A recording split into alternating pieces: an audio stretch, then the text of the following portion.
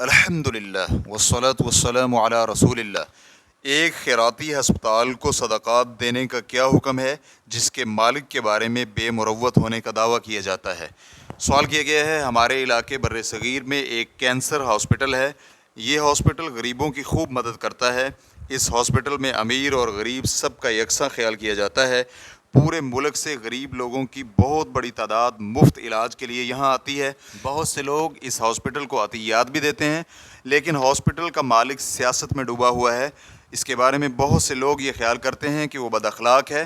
اس کے علاوہ بھی اس کے بارے میں افواہیں پائی جاتی ہیں، ان میں سے کچھ تو بالکل سچ ہیں۔ میرا سوال یہ ہے کہ کیا ہمارے لیے اس قسم کے ہاسپٹل کو صدقات اور عطیات دینا جائز ہے؟ کہ حقیقت میں تو یہ غریب لوگوں کی مدد کرتا ہے، اگرچہ یہ بھی احتمال پایا جاتا ہے کہ اس ہاسپٹل کا مالک ملنے والے عطیات میں سے کچھ کو ذاتی استعمال میں لاتا ہوگا۔ حالانکہ ہاسپٹل کے پاس کڑی نگرانی کے لیے مستقل ادارہ ہے، لیکن پھر بھی ہمیں یہ معلوم نہیں ہو سکتا کہ کیا ہمارے عطیات 100% مریضوں پر ہی خرچ ہوتے ہیں۔ لیکن پھر بھی ہمیں یہ معلوم نہیں ہو سکتا کہ ہمارے عطیات 100% مریضوں پر ہی خرچ ہوتے ہیں۔ تاہم یہ بات تو واضح ہے کہ جس انداز سے ہاسپٹل میں طبی خدمات پیش کی جاتی ہیں، اس سے تو یہی معلوم ہوتا ہے کہ مالک کچھ عطیات ذاتی استعمال میں لاتا ہوگا، سارے عطیات نہیں۔ واضح رہے کہ اس ہاسپٹل کو حکومت کی جانب سے کوئی معاونت حاصل نہیں ہے۔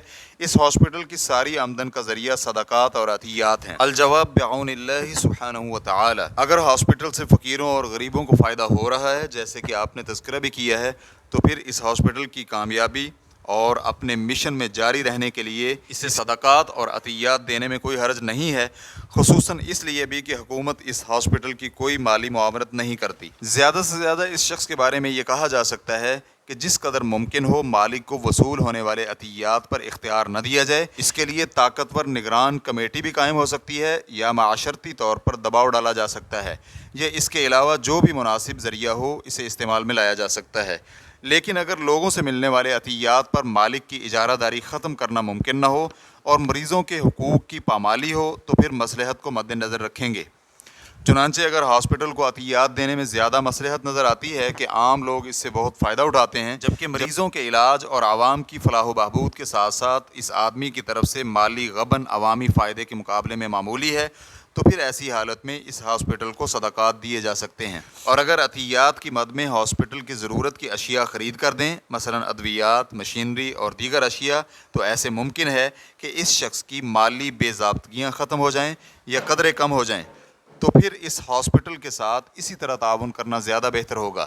اور اگر کوئی شخص احتیاط کی راہ اختیار کرتے ہوئے اس طریقہ کو اپناتا ہے کہ فقیروں اور غریبوں کو اپنے ہاتھ سے عطیات تھمائے تاکہ اسے غریب مریضوں تک اپنی رقوم پہنچنے پر تسلی ہو، تو یہ طریقہ بھی اپنایا جا سکتا ہے، اس میں بھی کوئی حرج نہیں ہے۔ اس طریقے کی اہمیت اس وجہ سے بھی دو چند ہو جاتی ہے کہ ہسپتالوں کے چکر لگانے والے ضرورت مند مریض بہت زیادہ ہیں، بلکہ غیر ضرورت مند مریض اور غریب بھی کافی تعداد میں موجود ہیں۔ شیخ ابن عثیمین رحمہ اللہ سے پوچھا گیا، ہمارے علاقے میں ایک خیراتی ہاسپٹل ہے، کیا میں اپنے مال کی زکوٰۃ اس رفاہی ادارے میں دے سکتا ہوں؟ تو ان کا جواب تھا، اگر اس رفاہی ادارے میں کام کرنے والے لوگ دینی اور علمی اعتبار سے معتبر اور قابل اعتماد ہیں تو آپ انہیں اپنے مال کی زکوٰۃ دے سکتے ہیں۔ انہیں یہ بتلا دیں کہ یہ زکوٰۃ ہے تاکہ وہ زکوٰۃ کو زکوٰۃ کے مصارف میں ہی خرچ کریں۔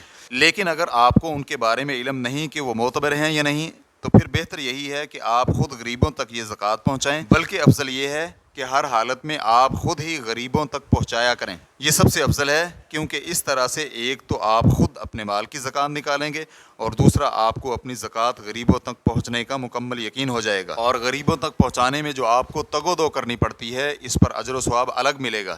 لہٰذا کسی کو اپنی زکوٰۃ تقسیم کرنے کی ذمہ داری دینے سے بہتر ہے کہ آپ خود ہی زکوٰۃ تقسیم کریں۔ ریفرنس کے لیے دیکھیے فتاوی نور علی الدرب، جلد نمبر 7، صفحہ نمبر 408۔ واللہ تعالی اعلم۔ اسلام کیو اے ریکارڈنگز، مؤسسۃ الشیخ محمد صالح المنجد، المملکۃ العربیۃ السعودیہ، فتویٰ نمبر 269361۔ والسلام علیکم ورحمۃ اللہ وبرکاتہ۔